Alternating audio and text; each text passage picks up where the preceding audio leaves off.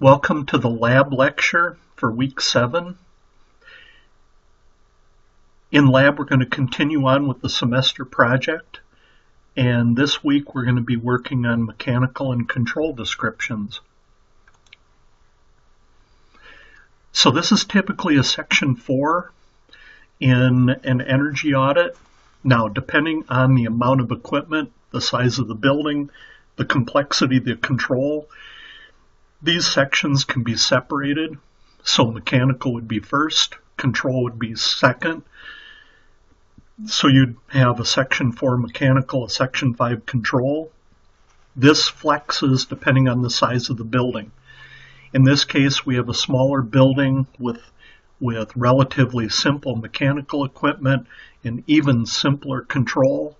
So the two sections will be combined and talked about at the same time. Now, the section has the following areas. The first one, we try to describe what's there. So we put in equipment schedules, not unlike what you would find in a blueprint. Not as detailed, but similar in fashion. We would also have control schedules, a simple control schedule if it's a T-stat, more complex control schedule if it's a building automation system. We would put in equipment schedules for items other than HVAC type mechanical equipment. So any other type of equipment associated with mechanical, such as hot water heaters, ceiling fans. Now, we're not going outside of equipment, such as specialized equipment in areas such as Artworks has the kiln, fitness area has a tanning bed. Those will be included later on in the next section, so we don't put those in. We're still dealing with strict mechanical equipment. And then the final section is a zoning discussion. So what's an appropriate zone? And then we compare with the project building. Now, what I've done is at the end of your lab notes, I've included the notes from my discussion of proper zoning back in HVAC451-LabLec. So you're welcome to review proper zoning prior to having this discussion in this lab. So a basic equipment schedule, specifically for any air handling units in the building. We need some sort of tag name or ID that the unit is being given that will be consistent throughout the report. So when we talk about unit XYZ, everyone knows reading it what unit XYZ is. The next one would be unit location, specifically a space number where the unit's located. The area served.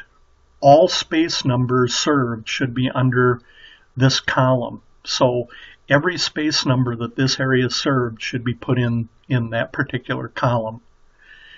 The manufacturer, make, model. So if it's a York rooftop unit, you would put York. The make or model number, if it's handy. Then finally, the cooling capacity in tons, followed by the EER, and that typically can be looked up at the manufacturer's spec sheets, and the heating capacity and the efficiency, same thing there. On the control schedule, simple schedule is meant for T-stats. We're going to use a more complex schedule for building automation system or DDC systems. At its rudimentary phase, it needs a tag name. In other words, the unit that it's attached to its control or under its control. The sensor or T-stat location. The manufacturer of the T-stat or sensor model. Is it a heat only or cool only, or can it do both? What are the current heat and cool set points? And does it have scheduling capability? Document the scheduling for each day of the week that's different, if it's available. On a complex control system, we need a full point list we can get from the operator workstation. We need to get the override summary, as I discussed during the lectures for this week. You get from the operator workstation, and you should get a scheduling summary, which we also get from an operator workstation. Now, there's other things that we can derive sitting in front of the operator workstation. We can get set points, we can get setbacks, we can get runtime of the equipment. Sometimes BAS systems are attached to maintenance, preventative maintenance programs. We can get printouts of routine preventative maintenance. We can get alarm or error summaries to see if equipment are constantly going into alarm for whatever reason. So BAS systems, building automation systems, or DDC systems, are really a wonderful goldmine of information if you happen to have them. Now, other HVAC equipment. All other HVAC equipment needs to be listed. This would include boilers, chillers, cooling towers, other fans, exhaust, etc., pumps, depending on the size of the building. Again, basic information, tag name, area served, electrical information, capacity information. Finally, we have a discussion on zoning. All project zones must be looked at. First, relate what a zone is and what makes it ideal. So this we're writing in the report specifically to instruct the owner or whoever's reading the document. Second, we have to discuss each zone with respect to how a zone should be laid out. Discuss possible problems due to poor zoning. Now, this is the first area where we have to start being careful in writing up a document that we're not condescending. We're trying not to point fingers at the owner. We're trying not to get the owner upset about stuff. We simply state the facts. So we try to take a very neutral tack when writing things. This is what a proper zone is. This is what we found. This potentially could lead to wasted energy. When a system is misapplied to a zone, it's typically overrun or underrun to try to accomplish things that it was never meant to be able to accomplish. Other section information.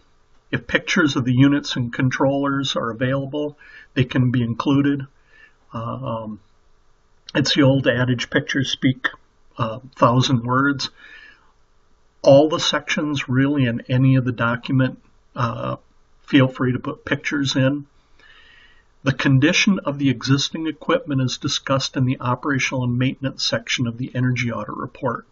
So at this point in time, we actually won't discuss the condition of the equipment or what we found on the inspection of the equipment, including getting all the preventative maintenance or unscheduled maintenance on the equipment that they have. That's a discussion saved for the recommendation area. Now in Lab 7, in this lab you'll fill out all of the equipment and control schedules for the project. Use the data found on the space input form. You also have detailed pictures this week of the mechanical equipment and sensors. You're then now this is going to be entirely up to you. You're going to analyze each zone for the project building and discuss. Like most other labs, it's in a form. Fill it out, save the file with your name in it, and attach it back to me for grading. So the trickiest part this week will be the zoning discussion. So I would take time to go back and review proper zoning and then look at what they're trying to accomplish at Artworks, our project that we're working on. I think you'll discover some interesting things. So I'm looking forward to reading everybody's analysis on the way Artworks is zoning their building against proper zoning technique. This ends Lab Lecture 7. When you're ready, you can proceed to Lab 7. Thank you.